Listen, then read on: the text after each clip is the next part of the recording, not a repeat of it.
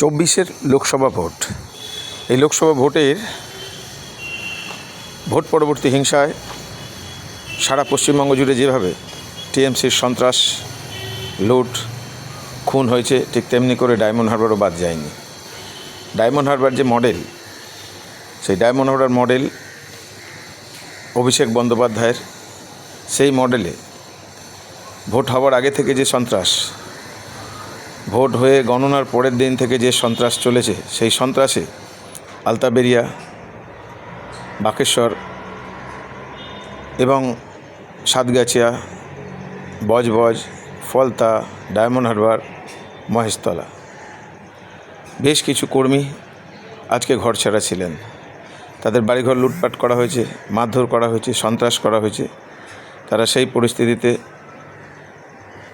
সারা রাত ধরে অত্যাচার করেছে। তারা পালিয়ে এসে আশ্রয় নেয় ডায়মন্ড হারবার যে প্রার্থী অভিজিৎ দাস, যিনি ডায়মন্ড হারবারে অভিষেকের বিরুদ্ধে প্রতিদ্বন্দ্বিতা করেছিলেন, তার নির্বাচনী কার্যালয়। দীর্ঘ 1 মাসের অধিক ওখানে ছিলেন। এসেছিলেন বিরোধী দলনেতা শুভেন্দু অধিকারী, বর্ষিয়ার নেতা দিলীপ ঘোষ, প্রাক্তন এমপি এবং রাজ্য সভাপতি। পরবর্তী সময়ে এসেছিলেন কেন্দ্রীয় প্রতিনিধি দল।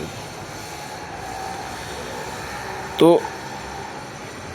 দীর্ঘদিন পর পুলিশের সঙ্গে কথা বলে, এসপির সঙ্গে কথা বলে তাদের ঘর ফেরানোর জন্য দায়িত্ব এবং কাঁধে তুলে নেন ডায়মন্ড হারবারের লোকসভা কেন্দ্রের প্রার্থী অভিজিৎ দাস এবং জেলার কয়েকজন নেতৃত্ব।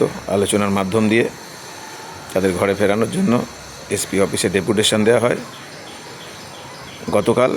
আজ এসপি এবং আলোচনার মাধ্যম দিয়ে পুলিশের সহযোগিতায় আজ তাদের বাড়ি ফেরানো হবে। তারা দীর্ঘদিন বাড়ির বাইরে থাকার পর তারা বাড়িতে ফিরবে এবং এলাকায় যাতে শান্তি শৃঙ্খলা বজায় থাকে, সুষ্ঠুভাবে তারা জীবনযাপন করতে পারে, তার যাবতীয় দায়িত্ব পুলিশ প্রশাসন দেখবেন।